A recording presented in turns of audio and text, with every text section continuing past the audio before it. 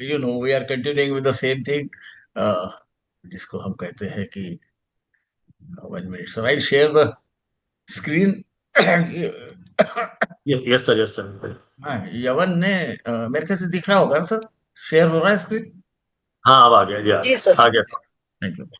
तो हम जैसा देख रहे हैं कि प्रवर्तकों में जो बड़े श्रेष्ठ है कश्यप है, यवन है, और वो लोग एक दूसरे को, मेरा तो इंटेंशन ये लेने का इतना ही था कि प्रवर्तक भी एक दूसरे को कितना मान देते हैं, कितनी इज्जत देते हैं, कि मेरा ही सब कुछ है ना बताते हुए दूसरे का भी शेयर करते हैं, है ना सर। तो बलभद्र ने दिया हुआ है ये, उसने बहुत सारा कंपेयर किया है वो होरा रत्नम में। तो यहाँ पर कश्यप यवन क्या बोलते हैं इसके बारे में बोल रहा है। और यहाँ फर्क ये आता है कि हमें ये तो मालूम है, हमको ओवरऑल मालूम रहता है। मेरे जमाने में तो हम ऐसे भी शॉर्टकट वाले थे कि भाई malefic in the third house are suppose to be good etcetera etcetera.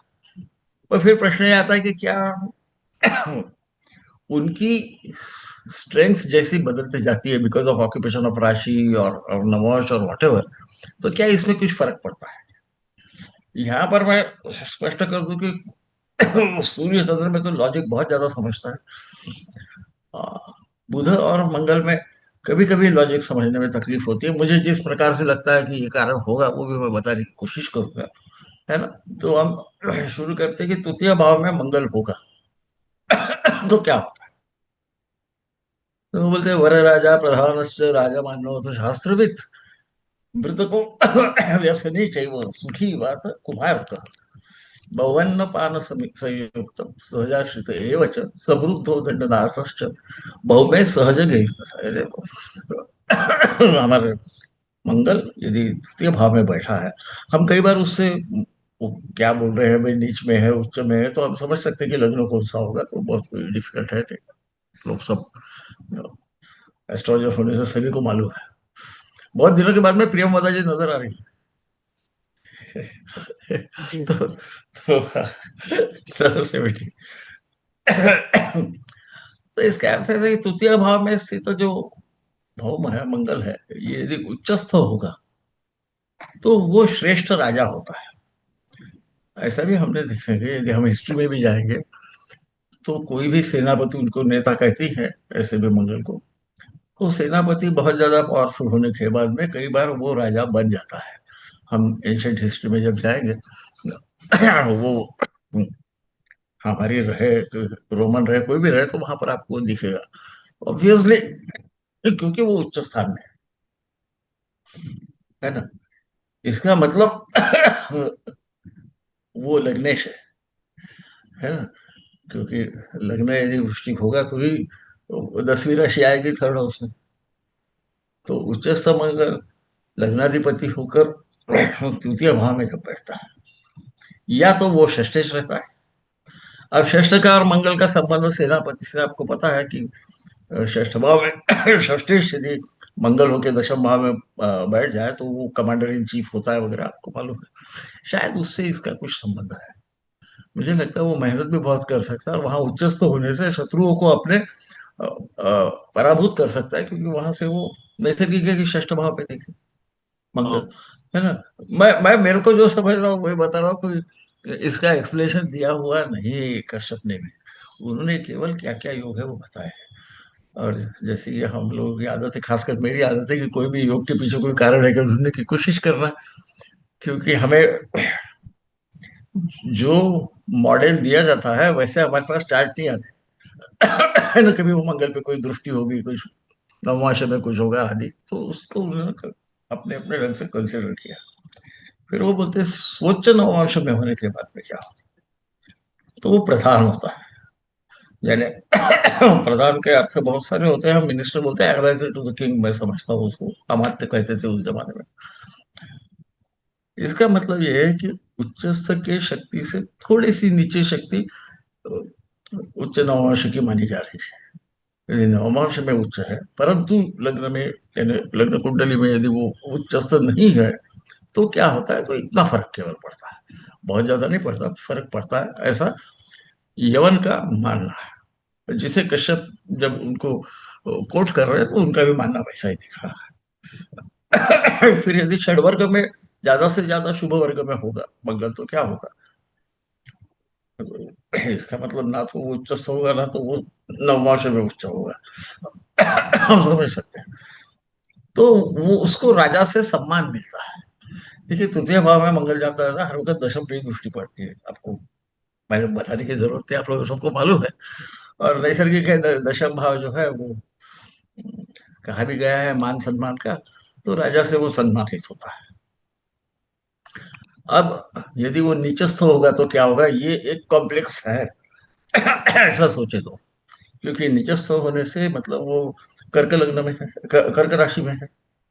और लग्न की जो राशि है वो वृषभ है। सप्तम भाव जो है वो हमको मालूम है कि यदि वो वृषभ होगा तो सप्तम भाव भी इसी का है। तो उस वक्त क्या होता है, तो वो कहते हैं शास्त्रों का ज्ञाता होता है।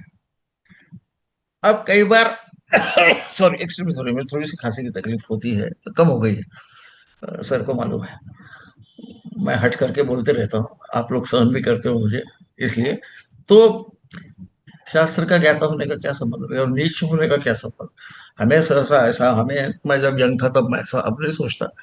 ऐसा सोचते थे कि नीचस्थ ग्रह से अपनी शक्ति खो देता है ना, तो वो कुछ दे नहीं सकता। ये शास्त्र का ज्ञाता क्यों होगा? तो ये जब पूरा हो जाएगा तो मैं शेयर करने वाला हूँ सर के और ब्रिगेडियर साहब के साथ में। आपके विषय अलग अलग है। तो देखिए, नीच शनि का, नीच मंगल के अच्छे गुण बताए गए। और इसलिए मैंने जातक पारिजात से नीचे में श्लोक दिया है, वक्रे च याम में दिशि राशि मुखे बलाढ्यो मीने कुलीर भवने च सुखम ददाति। यदि मंगल उसे वक्र हार कर कहते हैं, तो वक्र यदि दक्षिण दिशा में, नहीं, दशम भाव के साथ में कही तो, दशम भाव को हम दक्षिण दिशा मानते हैं। वहाँ है देखो। और या तो वो राशि हो मीन राशि, या वो राशि हो कर्क राशि, तब वो सुख देता है, ऐसा जातक पारिजात ने बताया, सही है। मुझे भी ऐसा लगता है कि कई बार गर्ग मुनि ने भी कहा है कि कलयुग में तो नीच के ग्रहों का बड़ा फायदा रहता है, एक आधा नीच का ग्रह होना अच्छा है, ऐसा गर्ग मुनि ने कहा है। तो यहाँ क्या हो रहा है कि ये नीच का मंगल दशम भाव पे ही देख रहा है, आप समझ सकते हो। और नवम भाव में खुद के उच्च के स्थान को देख रहा है। वो नवम भाव नवम भाव में एडवांस शास्त्र है। सॉरी, हम धर्म बोलते हैं परंतु शास्त्र जो भी है हमारे, उनके बारे में बोला जाता है, इसलिए शायद उन्होंने शास्त्रों का ज्ञाता होता है, ऐसा कहा गया है। और यदि ये नीचांश में होगा तो क्या होगा, नीचस्थ तो ठीक है, आप समझ। तो वो बोलते वहां वैसा नहीं होगा। वैसा होगा तो वो नौकर होगा। फिर से आपको ख्याल में आ रहा है कि तृतीयस्थ मंगल जो है वो षष्ठ पे देख रहा है, जिसको हम नौकर का भाव बोलते हैं। है ना, कोई रॉकेट साइंस तो है नहीं। है ना। तो मैं, मुझे जैसा मैं देख रहा हूँ उसको उस ढंग से समझा रहा हूँ। श्लोक जो है गए वो बिल्कुल लिखे हुए हैं, वो हर आदमी अपने अपने दृष्टि से उसको इंटरप्रेट करे, वो अच्छा रहता है। फिर क्रूर षड वर्ग में होगा तो व्यसनी रहता है, ऐसा कहा गया है। अब ये व्यसनी क्यों है, तो हम जब मंगल के सब एट्रीब्यूट्स देखते हैं तो उसको कई जगह चोर भी कहा गया है, आपको आपने देखा होगा। है ना, उसके अलग अलग एट्रीब्यूट्स है, वो पराक्रमी है, वो सेनानी है, वो सब है। पर वो चोर भी है, वो लस्टी भी है, बहुत सारी चीजें हैं उसकी। तो शायद वो क्रूर षड वर्ग में बैठने के बाद में व्यसन ये हो जाता है। बोलते हैं ना, किसी न किसी चीज के पीछे वो पड़ा रहता है, ऐसे अर्थ से लेना चाहिए व्यसनी का मतलब, he need not always be drunkard और व्हाटएवर। व्यसन किसी एक ही चीज के पीछे पड़े रहने को भी व्यसन कहा जाता है संस्कृत में। तो हमको थोड़ा सा उसको हमारे पास जो चार्ट आते हैं उसको प्रयोग करके हमने सीखना चाहिए, और हम लोगों से शेयर भी करना चाहिए, हम सब सीखेंगे। मित्र राशि में क्या हो, तो वो सुखी होगा। वहां से वो हर वक्त दशम भाव में देखता है, आपको मालूम है। मित्र नवमांश में होने के बाद में वो युवा दिखता है, यंग दिखता है। ऐसे भी आपने देखा होगा कि सहसा मंगल का यदि लग्न पे वगैरह प्रभाव होगा, यानी एकदम हम सादे दृष्टि, वो जातक सहसा उसके उम्र से काफी यंग दिखता है। मंगल को तरुण भी कहा गया है, इसे हम कभी ना भूलें। नहीं तो क्या होता है मैं जब यंग था तो ऐसा पढ़ने के बाद में मुझे समझता था ये क्या लिख रहा है, उधर तो हमको कुछ दूसरा ही सिखाया है। पर जैसा जैसा उस पे मनन करने लगा और अनेक अनेक जब लाइव चार्ट्स आने लगे, तब ख्याल में आया कि नहीं, इसमें और कुछ है, उसको हमने देखना चाहिए, उसके पूरे एट्रीब्यूट्स देख लेना चाहिए मंगल के। नहीं तो वो चोर कैसा भी ऐसा दिमाग में आएगा कि उसको चोर भी कहा गया है। शायद एक चोर जो जो मारपीट करके चोरी करता है क्योंकि वो मंगल है, उसको फाइटिंग अच्छा लगता है ना। और फिर से आप हिस्ट्री पढ़ोगे तो आपको ख्याल में आएगा कि कई बार जब अटैक होता था तो वो आर्मी के लोगों को लूट करने की परमिशन दी जाती थी। खासकर हिंदुस्तान में बहुत था, पिंडारी वगैरह लोगों को राजा लोग वक्त पे लेके जाते थे और लूट का हिस्सा उसको दे देते थे। सो ये सचमुच जो हो रहा है उसके बहुत अलग नहीं है। सिर्फ हमारे दिमाग में, मेरे खासकर यंग होते वक्त ऐसा ही दिमाग में था, अभी बूढ़ा हो गया फिर भी थोड़ा बहुत कहीं तो भी रहता है कि कि मंगल है, उसको तो सत्व भी बोला गया है, पर वो सत्व शक्ति के बारे में बात करते हैं। तो कई बार लोग सात्विक समझते हैं, तो इसे हमको ध्यान में रखना है। ये मंगल और बुध है, ये अपने को कंफ्यूज करने वाले मुझे किए, तो मैं आपको करवाऊंगा इसके जरिए, है ना। वो दो ही लेंगे इस वक्त ताकि वो कॉम्प्लिकेट होते। वर्गोत्तम होगा तो अब देखो यहाँ पे भवन पान संयुक्त, अलग अलग प्रकार के व्यंजन और अलग अलग लिक्विड्स वो उसके पास होंगे, मतलब वो हम ऐसा कह सकते हैं उसको कि एक्सट्रीमली सॉरी, वो धन धान्य से संपन्न होगा इस अर्थ में बोला गया है। क्योंकि उस वक्त आपके पास अ, अनाज का स्टॉक होना, ये आपने देखा होगा, धन धान्य संपन्न ऐसा लिखते हैं हर वक्त, है ना। क्योंकि अ, वर्गोत्तम है तो वो शक्तिशाली है। वर्गोत्तम को कई लोग शक्ति में उच्च स्थान के जस्ट एक नीचे स्थान वर्गोत्तम के मानते हैं, कुछ बोलते हैं नहीं स्वग्रह के समान। तो इसे हमको बार बार ख्याल में रखना होगा, क्रूर ग्रह है तो वहां गड़बड़ हो सकती है कई बार। और षष्ठ से उसका संबंध आ ही रहा है, या तो वो शत्रुओं को नष्ट करेगा, हम समझ सकते हैं कि वहां पे सब अच्छा अच्छा दिया हुआ है, या शत्रु को ओवरकम करेगा, ऐसा भी सेनानी है, उसका काम ही वो है। यदि वो शत्रु राशि में होगा तो क्या होगा, यहाँ देखो कारकत्व का कैसा उपयोग किया है। शत्रु राशि में होगा तो भ्राता के आश्रित होगा, क्योंकि उसे भ्रातृकारक भी बोलते हैं मंगल को, और वो शत्रु राशि में है।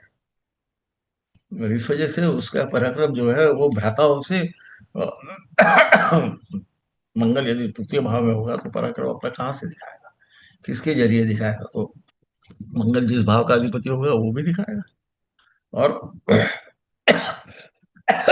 जिस भाव का कारक है उस मार्ग से भी वो अपना पराक्रम दिखा सकता है, इसलिए भ्राता का आश्रित कहा गया है। हम ऐसा न सोचे तो ये सब अनकनेक्टेड लगता है।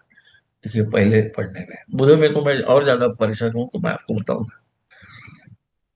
फिर शत्रु नवमांश भेंट होने पर क्या होगा, तो फिर तो ये बोले संपन्न होगा। शत्रु नवमांश में वीक है, एक एक ऐसी क्या कहते हैं उसको, एक प्रकार का विपरीत राज्य होगा जिसमें सिक्स का लॉर्ड या एट्थ का लॉर्ड या ट्वेल्थ का लॉर्ड यदि वीक होके अ, बाकी सुस्थानों में बैठ जाए तो वो एक प्रकार का राजयोग करता है ना? तो यहाँ मंगल है, तो इसलिए शायद वो, और वो पराक्रम का भी है पर वो वीक है वहां पर। जिस प्रकार से हमने देखा कि नीचस्थ मंगल भी अच्छे फल देता है, तो इसको हम बार बार ख्याल में रखते रहे तो अच्छा रहेगा, नहीं तो ये कंफ्यूज होता है। बाद में बोला है स्वराष्ट्रीस्थ होने के बाद में न्यायाधीश होता है। अब ये न्याय के बारे में मेरे दिमाग में दो विचार आ रहे हैं, मैं आपके सामने रखता हूँ, जो भी आपको प्रत्यक्ष में दिखेगा उसको एक्सेप्ट करना, लोगों को भी शेयर कर देना, सभी हम पढ़ेंगे, है ना।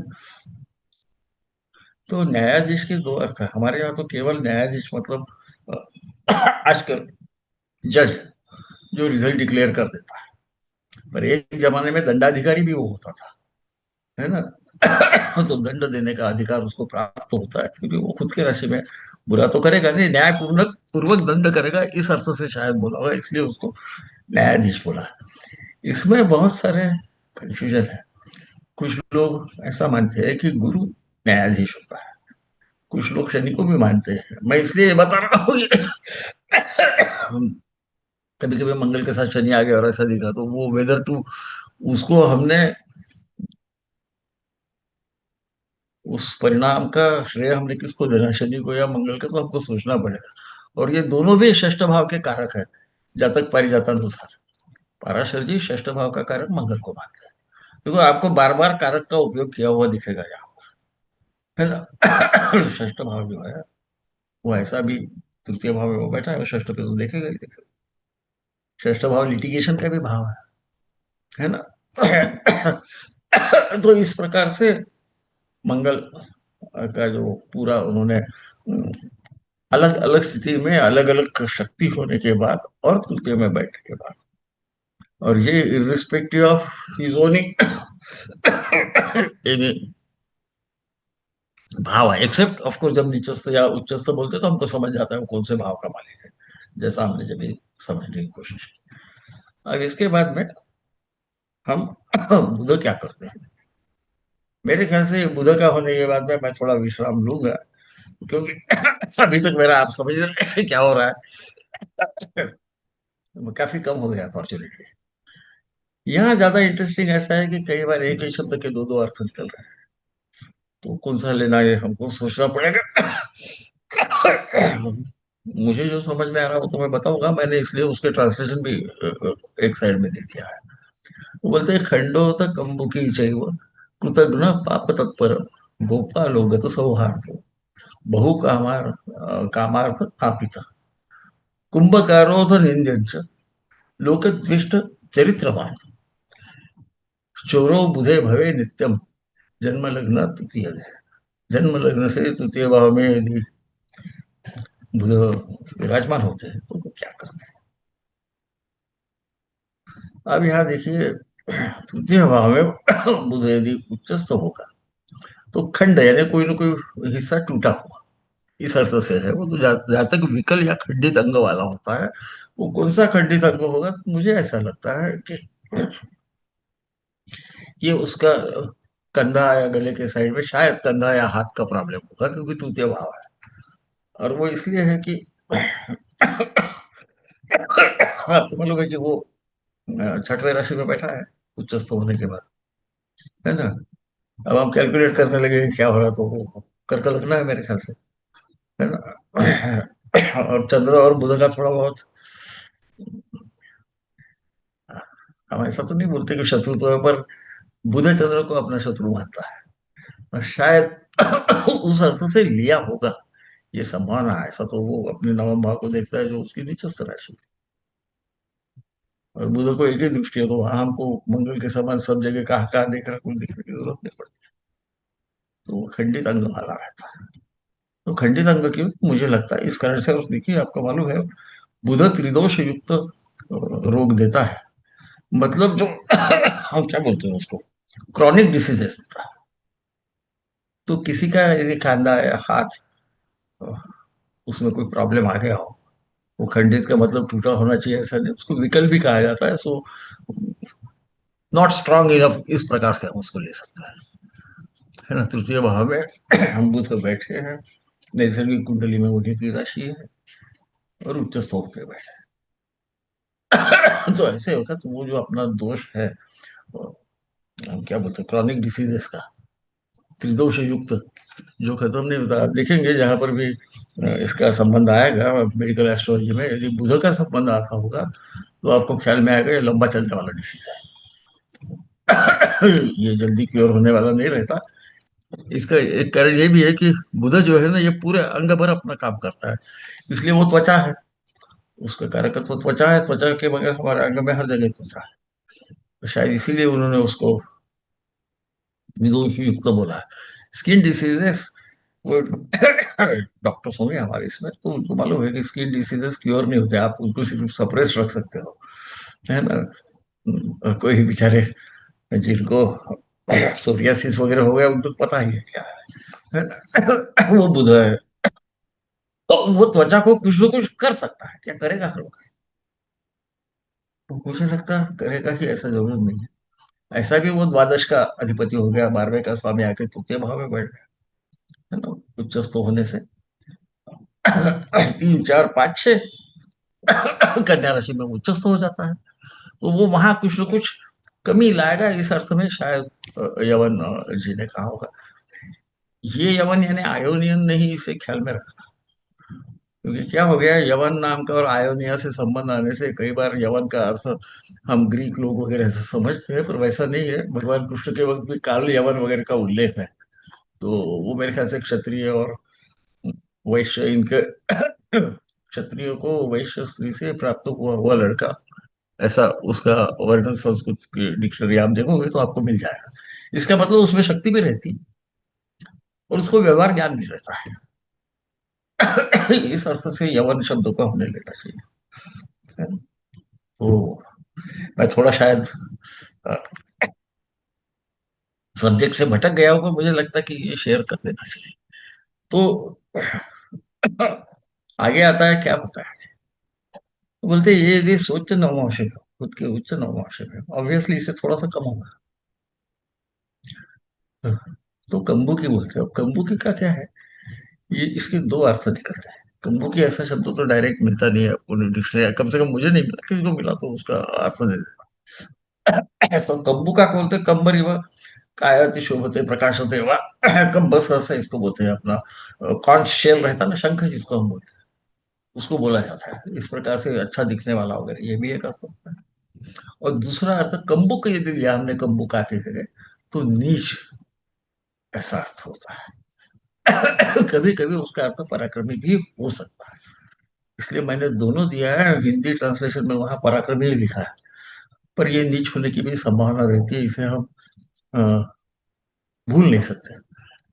क्योंकि कभी कभी बुध के समान जिसका त्रिदोष पे अधिकार है, वो यदि तृतीय भाव में बैठे, उसको थोड़ी शक्ति यदि आ जाए, तो तृतीय भाव या अष्टम से अष्टम है, हमें पता है, तो वो अपना कुछ न कुछ वहां पे मार्ग छोड़ेगा। इसलिए मुझे लगता है कि शायद वो ऐसा शक्तिशाली तो नहीं होगा, पर कोई कर्म ऐसा करेगा जिससे आपको तकलीफ हो सकती है, वो जातक।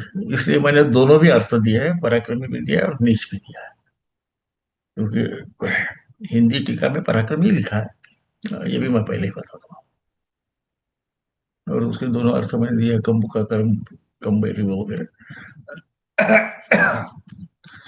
अब ये नीचस्थ हुआ तो क्या होता है, सॉरी एक्चुअली सॉरी, पहले शुभ वर्ग आता है, तो वो ऑर्डर बिल्कुल तय है उनकी, कि उच्च उच्च नवमांश, फिर शुभ वर्ग, फिर नीचस्थ, नीच नवमांश, ऐसा ऐसा वो धीरे धीरे कम होते रहता है। तो शुभ वर्ग में होने के बाद में वो कृतज्ञ रहता है, यानी किसी ने किए हुए उपकार को बहुत ज्यादा मानने वाला नहीं रहता। ये ऐसा क्यों दिया है, तो सच बोलूं तो मुझे भी नहीं समझ में आ रहा। हाँ, इतना ही है कि हमें, मुझे ऐसा लगता, प्रश्न में बताया है कि पूछने वाला वो सिंसियर है या नहीं। ऐसा जब पूछते हैं तो वो बुध और चंद्र का संबंध आना वगैरह आप लोगों को पता है, आपने प्रश्न मार्ग, प्रश्न तंत्र देखा हुआ है ना? तो शायद बुध में ये एक टेंडेंसी रहती है, वैसा भी वो दो अर्थ के शब्द बोलने का मास्टर रहता है। इसलिए इसलिए शायद किए हुए उपकार को वो स्मरण नहीं रखता, इस अर्थ से कृतज्ञ लिखना होना चाहिए। कुश्ती को खत्म करने वाला, किसी ने अपने को उपकार किया उसको न मानने वाला, इस अर्थ में लिया है। ये कॉम्प्लिकेटेड मैंने इसलिए चूज किया कि बहुत बार जब हमारे पास रियल लाइफ चार्ट आते हैं, तो हम बुध है, अकेला है, शुभ है, यही पे हम, ठीक है, ऐसा तो उसको वहां कातर बोला गया है, आपको पता है। बुध यदि तृतीय भाव में बैठा होगा तो वो कातर होता है, ऐसा कहा गया मेरे ख्याल से जैमिनी में, यदि मुझे याद बराबर है तो। है ना? शुभ ग्रह है, कातर होता है, मतलब वो डरपोक होता है, मतलब वो पापा होता है। इसका अर्थ कोई डरपोक होता है ऐसा नहीं। नवम भाव पे देखता है, नवम भाव को पुष्ट करता है। नवम भाव को पुष्ट करेगा तो क्या होगा, तो वो अपना कर्तव्य निभाने की कोशिश करेगा। और बुध जहां भी देखता है उस भाव को पुष्ट करता है, और इसीलिए वो कलयुग में आगे जाता नहीं है ज्यादा। उसको समझता नहीं कि खुद का ढंडोरा पिटा के आगे कैसा जाना। इस अर्थ में मैं वो उसके जो कहा गया है कि बुध जो है हमारे, एक्सट्रीमली सॉरी, आप लोगों को बहुत तकलीफ हो रही है मेरे वजह से। तो इसके वैसा ज्ञाति कारक भी है वो, षष्ठ में षष्ठ का कारक यदि ज्ञाति यदि देखे तो हम फिर बुधों को पकड़ते हैं। शत्रु स्थान भी है तो शायद वो कारण हो। मैं खुद इसे समझ नहीं पाया, ये मैं बिल्कुल सुस्पष्ट कर देना चाहता हूँ। नीचावस्थ होने पे वो गोपालक रहता है, तो मतलब इसकी शक्ति थोड़ी कम है, पर नीच की इतनी कम नहीं है। इसमें कुछ न कुछ अर्थ है। और हम क्या कहते हैं उसको, व्यापार व्यापार करना, व्यवहार करना, इसमें उसको अच्छा माना जाता है, उसे वैश्य कहा गया है। और किसी ने यदि डेयरी वगैरह की होगी तो उनको समझ जाएगा कि उसको कैसा बार बार 2-2 मिनट के बाद में अपने निर्णय बदलने पड़ते हैं मार्केट कंडीशन के हिसाब से। और शायद इसलिए गोपालक होता है, इसलिए भी कहा होगा, या गाय का पालन करना यही धर्म है इसलिए भी कहा हो सकता है। दोनों भी चीजें हो सकती है। नहीं तो ऐसा तो कहीं गुरु को बोला है गोपाल, कभी चंद्र को बोला गया, चंद्र को तो कर्षक बोला गया है। तो ये कारण हो सकता है कि वो आखिर में नवम भाव को देख रहा है, और वो ट्रेडिंग करने की उसको शायद आदत रहती है, वह सडन लॉसेस सडन गेन्स की भी आदत रहती है। इसलिए वो नीचे नवभाष में होने की वजह से, और वो व्यवहार तो करता है, कभी कभी उसको अनएक्सपेक्टेड लॉसेस आ सकते हैं। उसके बाद में क्रूर षड्वर्ग में होगा तो क्या होगा, तो मित्रहीन हो जाता है, उसको कोई दोस्त नहीं रहता। इसका भी मुझे संबंध जो है उसके षष्ठ का, षष्ठ भाव का, यानी ज्ञाति का कारक होना यही लगता है। क्योंकि सुहृद या इवन बंधु, ये सब एक ही अर्थ में वापरे जाते हैं। जो आपसे बंधे हुए हैं, जो आपके नजदीक है, जो मित्र है, इनसे संबंध है उनका। और शायद उसलिए उन्होंने बोला यदि क्रूर षड्वर्ग में होगा तो क्या होगा, शायद इसके बिहेवियर की वजह से इसके साथ में कोई रहता नहीं। इतना ही, इसमें वो कोई कृतज्ञ होगा ऐसा नहीं कहा।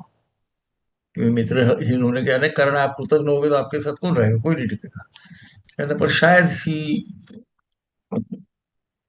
वो कम्युनिकेशन का मास्टर है, आपको मालूम है तृतीय भाव उसका नैसर्गिक कुंडली में मिथुन है, तो शायद वो कम्युनिकेट नहीं कर सकता होगा क्रूर षड्वर्ग होने से। क्योंकि आपको मित्र बनाना है तो आपको लोगों से कम्युनिकेशन अच्छा आना चाहिए, उसको आजकल अंग्रेजी में इंटरपर्सनल स्किल्स बोलते हैं। शायद उसमें वो थोड़ा कम होता हो। मैं मुझे जो लगता है वो बता रहा हूँ, जो सही होगा उसको पाइए, और जो गलत होगा मुझे जरूर बताइए, तो I will go on changing it in the right direction. फिर मित्र राशि में होने से क्या होगा, तो बोले अत्यधिक कामना युक्त होगा। क्योंकि क्या होता है, तो बहु कामार्थ, तो काम बोलते साथ लोगों को एक ही दिमाग में, ऐसा नहीं, अलग अलग जो भी इच्छाएं हैं, जो भी मुझे होना है, मेरी इच्छाएं जो मिलना चाहिए, है ना। मराठी लोगों के तो मालूम है कामना पूर्ति, गणेश जी की आरती में हम कहते हैं, है ना। तो मेरी कामना पूरी हो, इस अर्थ से ही होना चाहिए, कामार्थ ना तो ऐसा कहा गया है। मित्र नववर्ष होने पे उसको कुम्हार कहा गया।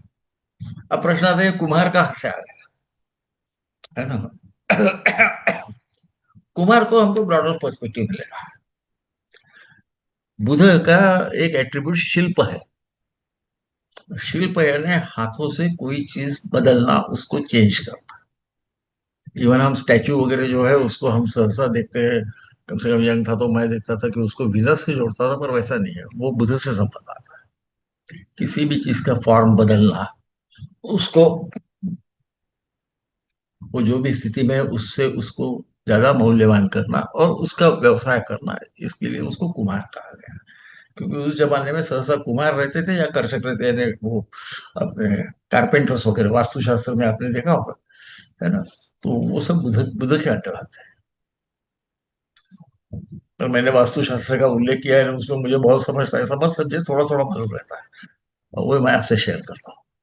वर्गोत्तम होगा तो क्या होगा, अब देखिए ये मुझे अभी भी नहीं समझा कि ये निंदनीय क्यों होता है। उन्होंने कहा यदि वहां बैठ के वो वर्गोत्तम होगा, यानी नवमांश और इसमें एक ही राशि में, तो वो निंदनीय होता है। इसका कारण शायद वही षष्ठ से संबंध है। और नैसर्गिक कुंडली में षष्ठ राशि का ही स्वामी है वो। इसलिए शायद होगा कि ये बहुत ही ज्यादा पावरफुल हो गया, तो ये जो शत्रुत्व है या जो पराक्रम है लोगों को तकलीफ देकर करता है, इस अर्थ से हो सकता है। निंदनीय तभी होता है कोई जब धोखाधड़ी आदि करता है। तो षष्ठ भाव आपको मालूम है, लिटिगेशन एक्सेट्रा का भाव है, रोग का भाव है, रोग पे तो उसका अधिकार है ही है। तो मुझे लगता है उससे संबंध वो निंदनीय है। अगर ये शक्तिशाली तो हो गए, परंतु वो ना तो उच्चस्थ है ना तो शुभ वर्गम है, ये करते हुए फिर आखिर में आएगा। और शत्रु राशि में होगा तो क्या होगा, तो वो कहते हैं कि भाई ये संसार द्वेषी होगा। तृतीय भाव में बैठ के फिर से, तृतीय भाव है कम्युनिकेशन है, बुध है वो नैसर्गिक कुंडली में षष्ठ और तृतीय का स्वामी भी होता है। इसको यदि हम सबको जोड़ने लगे तो हो सकता है कि जिनसे उनका अ, हम क्या कह सकते हैं, संवाद होता है या जिनसे संबंध आता है बार बार, उनसे थोड़ी उसकी जीलसी रहती है। ये स्वाभाविक भी है, क्योंकि वहां वैसा भी शक्तिशाली वर्गोत्तम को भी बहुत कम नहीं समझना। वर्गोत्तम को भी कुछ लोग कहते हैं कि वर्गोत्तम ये उच्च के थोड़ा सा नीचे आता है, कुछ बोलते हैं कि वो स्वराशिस्त के समान हो जाता है ना। तो वर्गोत्तम होने से ये पॉसिबल है कि वो कातर होता है, क्योंकि हमको मालूम है कि बुध तृतीय भाव में कातर कहा गया उसको। डरपोक कहा गया, डरपोक का अर्थ तो वो नहीं होता वहां डरपोक का अर्थ कि कोई गलत काम करने से डरने वाला। और चूंकि वो नवम से संबंध रखता है तो ये कोई भी कंपटीशन में खुद का नाम सामने करने की जगह दूसरे का नाम बताता है। यही धर्म है, मैंने बताया कि साहब मेरे से ये अच्छा है, तो ये कैसा आगे जाएगा। और फिर शायद उसको लगता होगा कि देखो ये लोग आगे चले गए, मैं पीछे रह गया। ये एक ही मुझे इसका एक्सप्रेशन दिख रहा, मुझे कोई दूसरा नहीं दिख रहा है ना। तो शत्रु नवमांश में क्या होगा, अब देखिए समझ, शत्रु नवमांश के बाद में चरित्रवान होता है। तो चरित्र का कहाँ संबंध है, तो एक ही संबंध दिख रहा है कि वो दशम भाव से त्रिकोण में उसकी उच्च की राशि त्रिकोण में, पर उसका क्यों संबंध है। मुझे लगता है शत्रु नवमांश में होने पे वो शायद उसका ये डरपोक स्वभाव जाके वो धर्म पे तो देखेगा, ऑब्वियसली कोई प्रॉब्लम है नहीं, क्योंकि धर्म को वो हम अंग्रेजी में 45 बोलते पुष्ट करेगा अवम भाव को। परंतु ये शुभ या ज्यादा शक्तिशाली न होने से वो इतने लेवल तक नहीं जाएगा कि अगले को आगे करके खुद पीछे रह जाए। इसलिए वो द्वेष वगैरह तो नहीं करता, कि चरित्रवान रहता है। धर्म वही है, धर्म इति धर्म, जो करने योग्य है उसी को धर्म कहते हैं। तो इस अर्थ में शायद उन्होंने बोला कि इसको ज्यादा शक्तिशाली नहीं होना चाहिए, नहीं तो ये गड़बड़ करेगा। और इसको फिर जयमिनी से आप जोड़ो तो आपको बुधे कातर ख्याल में आएगा, बुधे कातर और बोला गया, ऐसा भी हमको कहा है, शुभ ग्रह थर्ड हाउस में इफेक्टिव नहीं रहता, अच्छे परिणाम नहीं।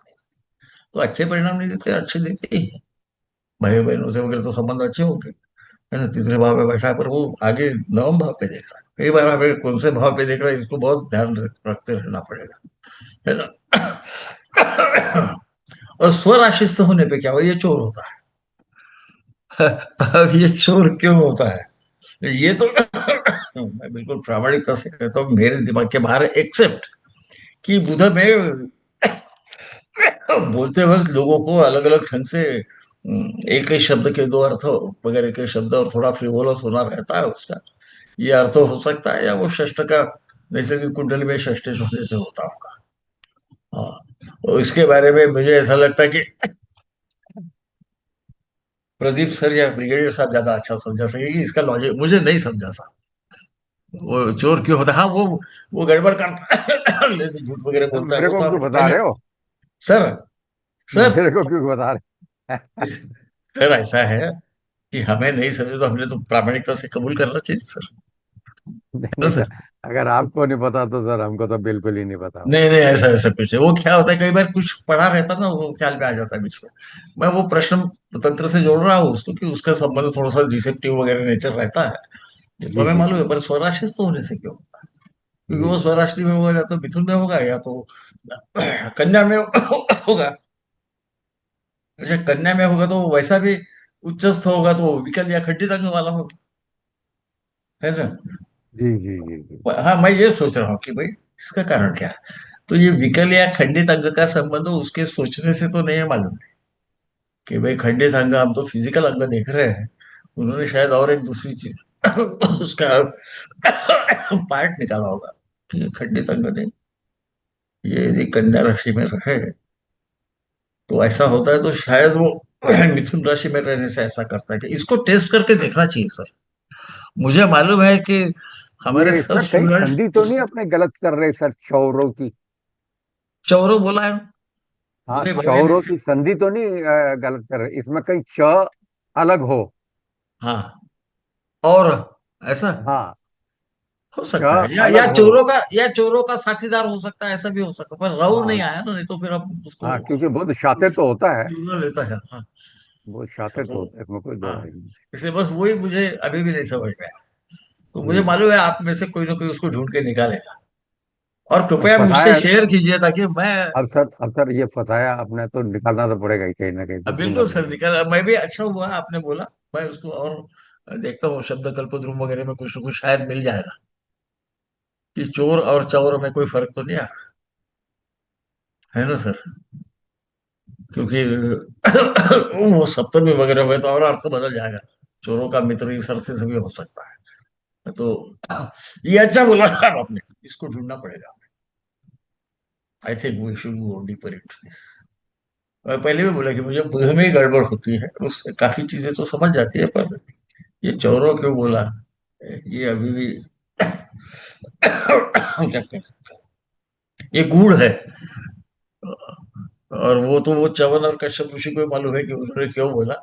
हम तो केवल कोशिश कर रहे हैं कि इस प्रकार से क्यों बोला, ताकि हम जब रियल लाइफ चार्ट में आएंगे तो हमको वो समझना आसान हो जाए। बहुत बार रहता ना कि भाई क्या ये आदमी भरोसे लायक है। हालांकि मुझे जब कोई पूछता है तो मैं बोलता है भाई देखो, उसने दिया हुआ चार्ट बराबर है कि ये अपने को मालूम नहीं, यदि भरोसे वाला नहीं होगा तो चार्ट भी आपको गलत देगा। परंतु आजकल ये एक पद्धति है बिजनेस वालों में ज्यादा है, क्या मैं इससे पार्टनरशिप करूं क्या, ये रिलायबल है क्या? तो मेरा स्टैंडर्ड उत्तर मैं बताऊं, मैं बोलता हूँ ये ऐसा ऐसा दिख रहा है, पर फिर भी बैकग्राउंड चेक इसलिए रन कर कि 2 घंटे का फर्क कर दिया तो लग्न बदल जाएगा, पूरा का पूरा बदल जाता है उसका अर्थ, है ना? मेरे ख्याल से गुरु नाड़ी में बोला है कि लग्न को फिक्स किए बगैर जो भी बोलोगे वो गलत हो जाएगा। तो अ, हम ओल्ड मॉडल है तो हम ऐसे ही चलते हैं सर, है ना? तो, तो अभी कुछ प्रश्न पूछना होगा तो पूछिए, मुझे जो समझेगा वो मैं बताने की कोशिश करूंगा। फिर अगले वक्त और 2 ग्रह लेने की कोशिश करेंगे। गला ठीक होगा तो शायद 3 भी ले लेंगे, क्योंकि हमने 4 जगह देखा है उपचय सबने बोला था। तो तृतीय भाव, षष्ठ भाव, दशम भाव और 11वें भाव में जब ये ग्रह रहते हैं अलग अलग, और अलग अलग शक्ति से रहते हैं, तो वो क्या करता है, इस प्रकार से आपने देखा है। तो इसको टाइम लगेगा। पूरे 7 ग्रह होंगे पहले। राहु केतु को सहसा इसमें नहीं पकड़ा जाता। मेरे ख्याल से सारावली में भी राहु केतु का उल्लेख है, यदि मुझे याद बराबर है तो। और आजकल जरा क्या है, विस्मरण शक्ति बढ़ती जा रही है वह, उम्र के हिसाब से। पर मैं काफी जगह राहु केतु को उन्होंने ग्रहों में नहीं लिया, और छाया ग्रह है ऐसा लिया, तो इसमें राहु केतु नहीं रहेगा, और शनि तक ही रहेगा, है ना? तो कुछ शंका होगी तो जरूर पूछिए, मुझे जितना समझता है मैं समझाने की कोशिश करूंगा। या किसी का कुछ मत होगा, या उन्होंने कोई चार्ट में कुछ देखा होगा तो वो भी शेयर कीजिए, ताकि हम सब पढ़ेंगे उसको। सर अगर हम ये चौरों में अगर हम इसका संधि करें हाँ, तो वो च में ऊ बड़ा लग के जमा ओ और ओ आ जाता है, तब चौ बनता है। हाँ, बराबर है, बिल्कुल बराबर है, आपका सही है ना? मुझे ये भी तो अभी ख्याल में आया नीरू जी, कि क्या मैं हम्म। इसको कटपयादी से उसको डिक्रिप्ट करके देखूं। मेरे भी दिमाग में विचित्र विचार आते रहते हैं, अब आप लोग हाँ सब नहीं, वो मुझे जानते हो। विच्छेद करो तो क्योंकि चौ तब बनता है जब बड़ा च च यानी में अ, बड़े ऊ की मात्रा और ओ जमा हो। है, जैसा ऐसा चरित्रवान च और ओ, ऐसा भी हो सकता है, पर वो हाँ जी, हाँ पांडुलिपि जी। भी मेरे पास जो है उसमें भी ऐसे ही लिखा है, चौरो ही चलिए लिखा है मेरे पास, उसको सर, पांडुलिपि इसका भी। एक पर्यायवाची चौपाल भी दे रखा है हाँ, और चत्वर भी दे रखा है। और कौन सी डिक्शनरी है मैडम? ये मैं पर्यायवाची वे खोल के अच्छा देख अच्छा अच्छा रही अच्छा अच्छा थी। अच्छा, हाँ। मैं हमेशा क्या करता हूँ, मोनियर विलियम्स डिक्शनरी एक अच्छी है, उसको देखता हूँ, क्योंकि अंग्रेजी में भी टाइप करना है तो, नहीं तो फिर हाँ, वाचस्पत्य या शब्द कल्पद्रुम रूप में देखने की कोशिश करता हूँ। तो ये काफी। क्योंकि यहाँ पे थोड़ा सा स्वराशिस्त होने पर चोर होता है, हाँ तो थोड़ा सा यहाँ पे विरोधाभास लग रहा है। हाँ, मैं स्वराशिस्त होने पर ये तो माना कि हाँ भी कामुक होता है नहीं, वो सब अपने। ठीक है, वो हाँ, ठीक वो है, सब ठीक है। वो ठीक है। और कामुक का मतलब कामुक भी नहीं होगा, कोई किसी चीज की हाँ, डिजायर होना। हाँ जी, हाँ जी, डिजायर ट्रेडर है वही ना, हो तो गया। ट्रेडर को जी, प्रॉफिट होना। हाँ, तो जी, वो कर जी, सकता है, वो बिल्कुल सही है। जी। वो इसी में मैं थोड़ा सा, मैं फिर भी इस पे थोड़ा संशोधन करने की कोशिश करके आपको बताऊंगा। हिंदी नहीं सर, टीकाकार ने भी, हाँ। हिंदी टीकाकार ने भी चोर ही लिखा है, पर वो लिखते वक्त मेरा हाथ नहीं, 10 बार इसमें दो थरथराया है। लिखा है। अगर चोर, ये चौ हो गया, चौ और चोर और चौर, फर्क चौरौ। है क्या, वही वही हाँ, देखना पड़ेगा। दोनों में अंतर आ रहा है। मुझे मुझे लगता है कि वो शायद मुझे शब्द कल्पतरु में मिलेगा, वहां पे बहुत लंबा चौड़ा देते हैं, जी, यानी कौन से रेफरेंस में किसने कहा वगैरह ऐसा देते हैं, तो शायद उसमें जी, मिल जाए। तो आप लोग भी ढूंढिए और सब शेयर कीजिए एक दूसरे से। जी। वैसे तो जो आपने कहा है उसके हिसाब से तो लुटेरा हो गया, चोरी करने वाला, रात हाँ को बिल्कुल, चोरी करने बिल्कुल। वाला, हाँ हाँ, इस बिल्कुल टाइप का सारा हो सकता है। है। वो चोर का तो ये आ रहा है। वही दोनों आते हैं, जैसा वो जी, पराक्रम का आता है ना, कि पराक्रम और नीच, जी, कंबू के नाम का जो शब्द आता है। तो कंबू के नाम का शब्द मुझे नहीं मिला, कंबुक मिला, कंबुका मिला, दोनों के अर्थ एकदम परस्पर विरोधी है। तो कंबुका यानी जो अ, शंख के समान प्रकाशमान रहता है, मतलब जिसका रेपुटेशन अच्छा रहता है। और सरस्वती तृतीय भाव में वो पराक्रम स्थान बोलते हैं, तो पराक्रमी हो सकता है। मेरे ख्याल से हिंदी टीकाकार ने उसको पराक्रमी ही लिखा है, पर मुझे वो थोड़ा सा डाउट लगा, इसलिए फिर मैंने थोड़ा चेक करना चालू कर दिया, है ना जी? सर आवाज आ रही है मेरी? नीरू नीरू जी, आप भी उसको इस पे स्टडी करके मुझे खबर कीजिए क्या। सर देखती हूँ, कोशिश करती हूँ, कुछ मिल जाता है तो। हाँ, तो कोशिश कोशिश ही करना पड़ेगा, कोशिश ही करना पड़ेगा। देखिए, आप वो एक एक प्रवर्तक दूसरे का हवाला दे रहा है ना, तो उनको भी मालूम है कि हमें पूरा मालूम होगा नहीं होगा, दूसरे का कोई पाराशरी में भी आपने पढ़ा होगा, आखिरी आखिरी में वो बोलते हैं, गर्गा दीना मत है, कि गर्ग का ये मत है, मेरा अलग है। या वो बोलते हैं कि शौनक ने गर्ग को दिया, गर्ग ने ऐसा ऐसा करते हुए उनसे मैंने प्राप्त किया है, ऐसा आखिरी आखिरी में एक श्लोक आता है पराशर जी का। तो मैं उसमें बहुत बिलीव करता हूँ कि हम सर्वज्ञ तो नहीं है, वो एक शिव जी है, वो हमको कोई अपना नंबर वंबर नहीं देते। तो अलग अलग दृष्टिकोण से देखना शायद ज्यादा अच्छा होगा, क्योंकि षष्ठ भाव शत्रु का है। यदि हम उसका नैसर्गिक कुंडली में देखें तो वो शत्रु का है, चोर का क्यों होगा? हाँ, 12वें पे देखता है इसलिए आप बोल सकते, पर मुझे ऐसा नहीं, क्योंकि ये बैठा तो तृतीय भाव में, वो मुझे भी अभी तक नहीं समझा। वो चौरों को आप भी देखिए, मैं भी देखता हूँ, प्रदीप सर भी देखिए। Let us come to some conclusion. ये एक कॉम्प्लेक्स है ना जी? सर आवाज आ रही है? हाँ, मेरी आवाज आ रही है सर? मेरा थोड़ा गड़बड़ था, कैमरा को जो माइक है। आवाज आ रहा है, बिल्कुल आ रहा है, आपकी आवाज बिल्कुल जोरों में आ रही है। सर मुझे दो हाँ, प्रश्न पूछे। संजय जी ढूंढते हैं पैरेलल हाँ। चार्ट, हाँ हाँ हाँ, तो मुझे याद है। एक प्रश्न सर मंगल के बारे में और एक बुध के बारे में है। जी मतलब जैसे ना मंगल, जैसे हम थर्ड हाउस की बात करते हैं तो थर्ड हाउस पराक्रम स्थान है और मंगल पराक्रम का कारक होता है ना। बिल्कुल हाँ। तो ऐसा हमने सुना है कि, तो सर मुझे अभी जाना पड़ेगा, ये कुछ वो अर्जेंट फोन है, मैं सॉरी, मैं बाद में बात करूंगा अभी। कोई बात नहीं, कोई बात नहीं, हम तो मिलते रहेंगे ना। मैं आपको हर शनिचर को बोर करते रहूंगा, आप मत चिंता कीजिए, है ना? तो मैंने सोचा, हमारी मिसेस बोली आज गणेश विसर्जन है, तो है कि नहीं? मैं बोला होना तो चाहिए, मैं तो लॉग इन हो जाऊंगा, देखेंगे क्या है। तो उत्तर भारत में गणेश का इतना आ, महत्व तो नहीं मैं बोलता। सर महाराष्ट्र आजकल में सर महाराष्ट्र में आजकल ज्यादा है।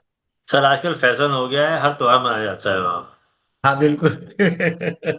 वैलेंटाइन डे पूरे इंडिया मनाते हैं, तो अरे गणेश हाँ हाँ साहब, मनाते हैं। वो कुछ नहीं तो समझना वहाँ ये। फैशन हो गया है सर वहाँ अच्छा पर। अच्छा, ये जब मेरे को मिसेज ने याद दिलाया तब मुझे याद आया अरे, मैं तो इस मामले में गया भी था, उसको भी मालूम था।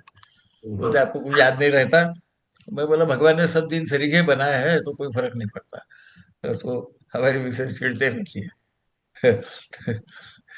उसने मुझे याद दिलाया, मैं बोला नहीं, मैं लॉग इन हो जाऊंगा। मैंने ब्रिगेडियर साहब को एक मैसेज भी भेजा कि आज है ना। उनका कुछ ना नहीं आया, मैंने बोला यानी बिल्कुल ठीक है, हमको मार्च करने की ऑर्डर है, हम मार्च करेंगे, है ना सर। सर आप भी पता कीजिए, या संस्कृत वाला कोई वहां पंडित होगा उनको भी पूछ सकते हैं चौरो क्या है। सर संस्कृत वाले पंडित से पूछता हूँ, ये श्लोक सर किस किताब में से ये देखता हूँ? ये होरा रत्न। पुरारत्न में है ना सर? होरा रत्न शीश। में बलभद्र ने क्या किया है, अलग अलग लोगों के जो हमको कई बार जो टेक्स्ट नहीं मिलते उनका भी उल्लेख किया है। कभी होरा सार से भी लिया है उन्होंने, कभी होरा मकरंद से लिया है। तो वो ऐसा भी हमारा सुनील जॉन इसको ट्रांसलेट करो बोलता है, मैं कोशिश कर रहा हूँ, मुझे नहीं लगता कि मेरी जिंदगी में वो कंप्लीट होगा।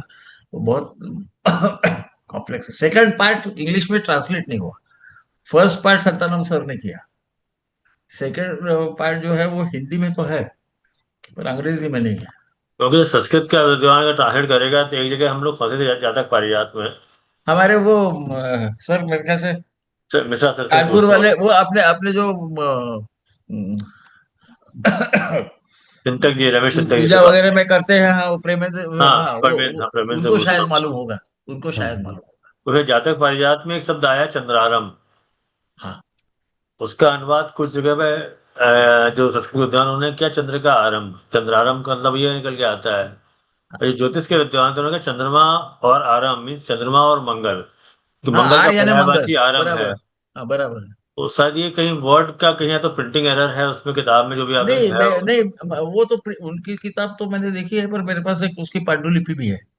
ओके। तो मैं उसको भी चेक करता हूँ, कुछ कुछ जगह वो जहाँ वो उनके शब्द गलत हो गए हैं तो मैंने करेक्ट करके रखा है सब। तो अंदर उसका पर्यायवाची कुछ और भी होगा, क्योंकि वो इसका मेरा मतलब। अपना उसका ट्रांसलेशन चालू है, पर मैं हम्म। वो 7वें अध्याय में अभी भी अटका हुआ हूं, तो देखो कब होगा, भगवान की मर्जी होगी तो होगा हमारे से, नहीं तो नहीं होगा, है ना सर। तो मैंने ये जब पढ़ा मैं बोला ये बहुत इंटरेस्टिंग है, क्योंकि क्योंकि सर हम अगर बुद्ध को कहते हैं कि बुद्ध अपने ही राशि में है, जी तो कन्या राशि में होगा तो कर्क लगन के लिए होगा। हाँ थर्ड हाउस में बुद्ध अगर होगा तो कर्क लगन के लिए होगा। कन्या बराबर। राशि में तभी आएगा, तो हाँ राशि से बैठेगा। हाँ बिल्कुल बिल्कुल तो बिल्कुल। अपनी सेकंड, ट्वेल्थ और थर्ड का लॉर्ड हो जाएगा वो वहां पर। हाँ तो, सही है सर। तो चोर चोर सहसा मंगल को कहा गया है। मेरे ख्याल से कोई परिभाषित तो नहीं है कि वो मंगल की तरह बिहेव करेगा वहां पर, या नहीं नहीं, उसका कोई संबंध नहीं उसका, तो शायद हाँ अब ऐसा हम एक्सटेंशन ऑफ लॉजिक करके जबरदस्ती बोल सकते हैं कि वो भाई मंगल उसका कारक है, पर मुझे लगता है वो बादर आयन संबंध हो गया। सही संबंध नहीं हुआ, है ना सर। हम्म। आर वक्र वगैरह तो मंगल के नाम है, तो नहीं उसमें तो सर, कुछ अगर नहीं। अपने ये देखते हैं ये रत्नाकर का प्रिंसिपल को देखते हुए या वैकी प्रिंसिपल से भी, ये तृतीय भाव का स्वराशिस्त किया हुआ है। हाँ स्वराशि से बोला है ने, या तो वो, स्वराशिस्त जो सा है वो तीसरा और छठे का लॉर्ड है इसमें। हाँ बस वही वही कारण होगा ऐसा तो मुझे लगा। अगर वो तीसरे और छठे का लॉर्ड है तो उसको मेलिफिकेंस तो आया हुआ है, यानी हाँ शातिर तो बनेगा। हाँ, अरे शातिर तो वो रहेगा, वो बुध का शातिर तो ऐसा भी रहेगा। स्वभाव स्वभाव है हाँ, उसका। परंतु ये चौ रो जो होता है, हाँ ये क्या वही चाटुकारिता से संबल है। मालूम है, वही वही चाटुकार ढूंढना भी है। हो सकता है क्योंकि बुद्ध की ये काबिलियत होती है, ये बिल्कुल। भी हो सकता है। पर डेफिनेटली सर चोर का तो नहीं लगता। नहीं लगता नहीं है, पर हाँ, हिंदी टीकाकार ने भी चोर किया है, मैं बोला भाई हम भी और गलत जैसे गलत। नीरू जी बोल रहे थे चौपदी, चौपद को चौर बोलते हैं। हो सकता है। जैसे गीता के जो श्लोक है सारे के हाँ सारे हाँ हाँ सब चौर की कैटेगरी में ही आते हैं। हाँ हाँ बिकॉज वो आठ आठ के चार पद बनते हैं उसके। हाँ, अनुष्टुप छंद है वो। हाँ हाँ। हाँ, अनुष्ठुप छंद है वो। सर, तो वो उस हिसाब से तो है, परंतु ये तो संभव नहीं है कि इसको चोर बनाया जा सके, बट आई डोंट मुझे नो। वही तो, आई स्वराशिष डोंट तो नो। चोर क्यों होगा, ये मैं सोच नहीं, रहा हूँ। डॉक्टर मिश्रा या पंडित जी हमारे, हाँ हाँ वो हाँ, सुरेश चंद्र जी थोड़ा बता थोड़ा इस पर सकेंगे। लाइट डाल इस सकते पे हैं। वो ही बता सकेंगे जैसा सर। पीसी सर बोल रहे थे हाँ, कि डॉक्टर मिश्रा ही हैं जो इस पे लाइट वो डालेंगे। वो बता सकेंगे, उनका ये संस्कृत बहुत अच्छा है और उनकी मेमोरी बहुत अच्छी है सर। हाँ हाँ, उनको मेरे तो को तो श्लोक याद होंगे तो वो सारे। मेमोरी जो है ना सुरेश चंद्र जी की, ऐसी वो चंदू भाई पटेल की थी। जी जी जी जी सी जी। एस पटेल की। हाँ, at I think I met him when he was 93। Oh oh oh और सब उस वक्त सब वो चंद्रकला नाड़ी के श्लोक एक के बाद एक, और चैप्टर वर्स नंबर के साथ बोलते थे। बताओ, बताइए। हाँ, इतने बम्बई में मेरी हजारों में, मुलाकात हुई इतने थी, हजारों में। बहुत विद्वान थे, विद्वान। उनका एक वो गुरु लाड़ी का कुछ उन्होंने लिख के रखा था, तो उसके 8-10 पन्ने मुझे मिले थे। सुनील ने भेजे तो मैंने उसका ट्रांसलेट करके उसके वो सब तर्शी में डाल दिया था। तो मैं बोला, हम्म। वो 1946 से वैसे ही पढ़ा था। जी जी तो जी जी जी। मैंने ये सोचा कि जैसा चंदू भाई का हुआ कि उनके जाने के बाद मैं कुछ कर सका, हो सकता है कि संतानंद जी का ये जो सेकंड पार्ट है मेरे पास आया है, भगवान की इच्छा होगी। या सही बात उन्होंने है। बोला अभी तक तू कुछ पढ़ा वढ़ा नहीं है, जरा पढ़ने भी लग। तो इसलिए मैं कर रहा हूँ सर। इसलिए कर रहा हूँ मैं सर। जी जी जी। है ना सर। Sorry sir.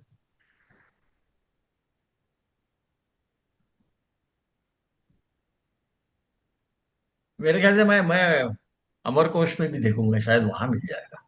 शायद सर। अमरकोश में हो सकता है, हो सकता है। वो दारा मेरे को वहीं पर मिला, बाकी जगह कहीं नहीं मिला साहब। हाँ जी। हाँ, दारा का अर्थ कुटुंब भी नहीं। ये अमरकोश में मुझे मिला, क्योंकि वो मेरे दिमाग में बैठने लगा कि द्वितीय भाव को भी बोलते हैं दारा कार का ए वही। मैं बोला पाराशर ऐसी ऐसी गलती तो नहीं करेंगे। तो ये हम्म। दारा क्या है ढूंढने में, नहीं तो अपन सप्तम भाव समझते हैं। पर विशेष भाव कारक में उन्होंने बोला है धन भाव विजानीय आ रहा। दारा कारक ए वही, ऐसा कहा गया है। फिर मेरे ख्याल में है कि अच्छा, कुटुंब को जो इकट्ठा रखती है वो पत्नी, वो द्वितीय भाव है। उस जमाने में सब मल्टीपल मैरिजेस थे ना, तो जी जी शायद वो जो, हाँ, मेन ऐसा कुछ होगा वो। उसमें मेरा बहुत टाइम गया सर। मैं इतने लोगों को मिला, इतने लोगों को मिला, हमारे एक दोस्त बोले तू पागल हो गया। मैं बोला नहीं यार, कुछ तो होना चाहिए इसमें, हम कुछ तो मिस कर रहे हैं। तो वहां जाके मिला सर। ये नुक्ताचीनी की आदत है ना सर हमारे, हम क्या करेंगे जी बताइए। जी जी जी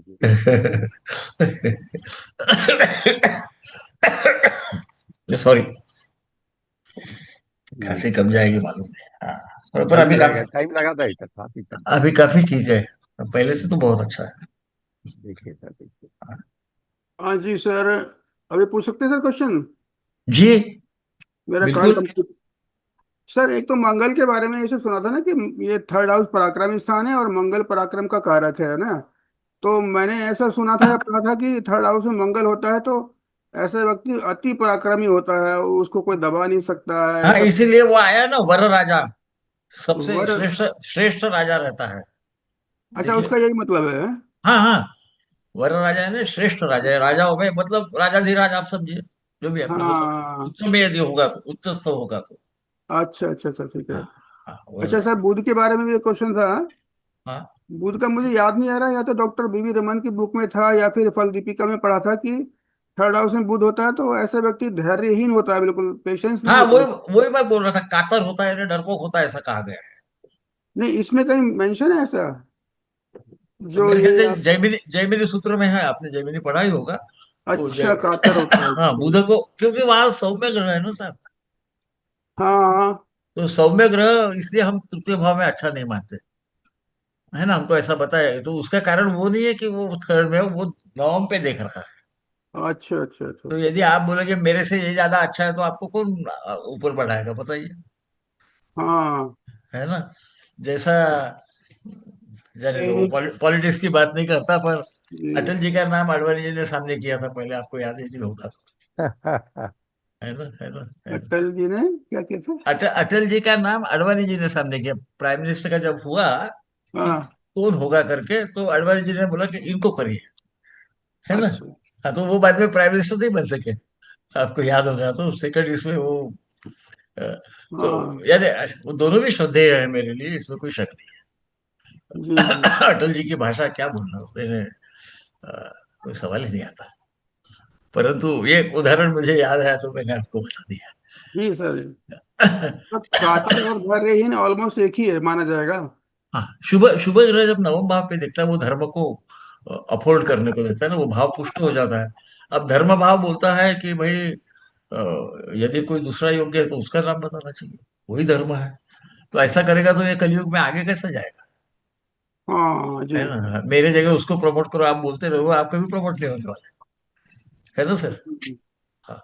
ये ठीक मेरा है। इंटरप्रिटेशन है, मैंने हाँ जी। ऐसा कहीं दिया नहीं, पर मैं ये सोचता हूँ कि जहाँ पर ऐसे रहते वो कहाँ देख रहे हो उसको भी देखना चाहिए, शायद वहां कुछ होता है। जैसे इसलिए डेबिलिटी के प्लेनेट बहुत बार बहुत अच्छे रिजल्ट देते हैं, क्योंकि वो अपने उच्च स्थान को देखते हो।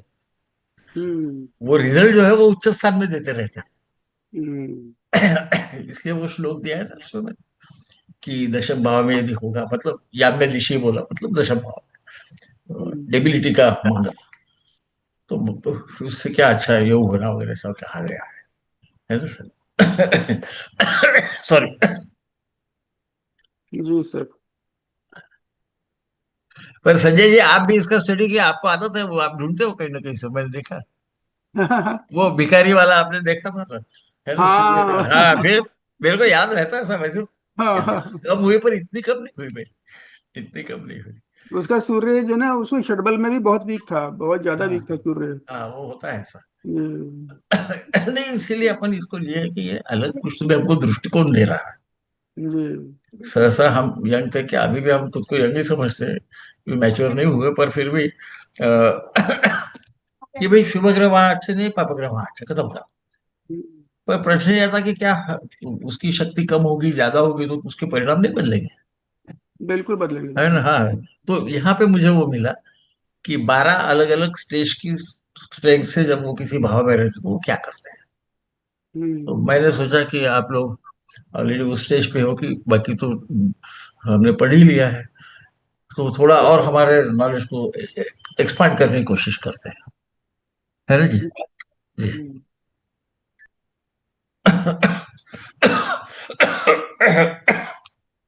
देखो बुढ़ापे में ऐसा होता है, आप समझिए संजय जी, ये खांसी जल्दी जाती नहीं है। हाँ, जाती नहीं।